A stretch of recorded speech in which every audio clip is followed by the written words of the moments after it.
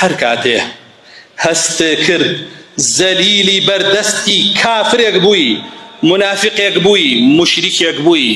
فاسقێک بووی، فاسیدێک بووی، سەبەبەکەی ئەوەیە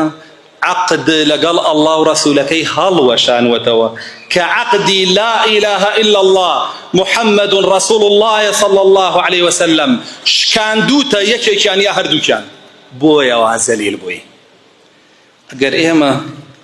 پەیڕەوی کتاب و سنت بکەین ئاوا زەلیلە بین، جوولەکە بە ئارەزوی خۆی لێمانە کوژێ و لێمانە بڕێ، گاور بە ئارەزوی خۆی لێمانە کوژێ و لێمانە بڕێ، کافر و مشریک بە ئارەزوی خۆی لێمانە کوژێ و لێمانە بڕێ، گاپەرز لێمانە کوژێ و لێمانە بڕێ، مشک پەرز لێمانە کوژێ و لێمانە بڕێ، بوزی لێمانە کوژێ و لێمانە بڕێ، و ئەهلی بچووکترین دین لەسەر زەویە دەمەکاتەوە لێمان و قسە بە دینمانەڵێ و سوکاتیمان پێکا. نا، سەبەبەکەی ئەوەیە ئێمە پشتمان کردووەتە کتاب و سنت، بۆیە ئەوە حاڵمانە. رسول الله صلى الله عليه وسلم فەرمێ وجعل الذل والصغار على من خالف أمري، زەلیلی و بچووکی ئەکەوێتە سەر ئەو کەسەی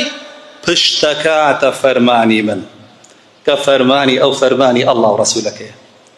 هەر کەسێ پشت کاتە و دوانە هەرچی زەلیلی ڕووی تێکا لەسەر ئاستی تاک بی یاخود لەسەر ئاستی کۆمەڵ بی، بەتەنیای پشت کردووەتە قورئان و سنت، بەقەر پشتکردنە قورئان و سنەتەکەت زەلیلی لە خۆتا بینی، ئەی چێژی پێت ئەچێژرێ، ئەوە باجە ئەبێ لە دنیایا بیدەی پێش قیامەت. رسول الله صلى الله عليه وسلم وای فەرموو دوژمنەکەت زاڵە بێ بەسەرتا، کەسانێک کە لەوانەیە زۆر بەکەمە زانی بن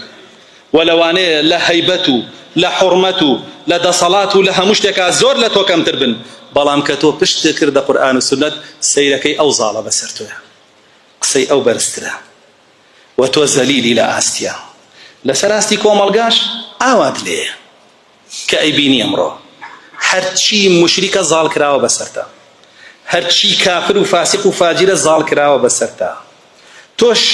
چونکە گوێ بە قورئان و سنت نایت و ناگەڕێیتەوە بۆی هەر هاواری مەعاش مەعاشتە، هەر هاواری پارە پارەتە، هەر هاواری ژیان ژیانتە، ئەو زەلیلیە بەسەر تادا بڕا. ئەگەر تۆ مسلمان بی هاواری کتاب و سنتەکەی کە ئەو گەڕایەوە حکمی کردی، مەعاشی ژەگەڕێتەوە، عەدلی ژەگەڕێتەوە، هەتا ئەو نەگەڕێتەوە، نە عەدل ئەبینی نە مەعاش ئەبینی، دەبڕۆ هەر هاوارکە بزانە حاڵە چۆنە بێ. ئەو زەلیلی ئەی چێژی هەموو سەبەبەکەی ئەوەیە پشت کردووەتە قورئان و سنت. یەک تۆز بچۆرەوە بە خۆتا لە ناو ماڵ و مناڵەکەتا پەیڕەوی کە بزانە چ ژیانێژی، بزانە چەند سەربەرزە بی، هەموو دنیاداوە بۆ عەرزکەن ئاوڕی لێ نایتەوە، بە هیچی نازانی، نایدەی بە ڕەکەعەتێ نوێش، نایدەی بە یەک ذیکری ئەڵڵاه، بەس سوبحان الله کە پشت کردە قورئان و سنت واللهی هەموو دینەکەت ئەفرۆشی بە پارویەک، هەموو دینەکەت فڕێ ئەیەی بە هەڕەشەیەک. ڕووبکە قورئان و سنت،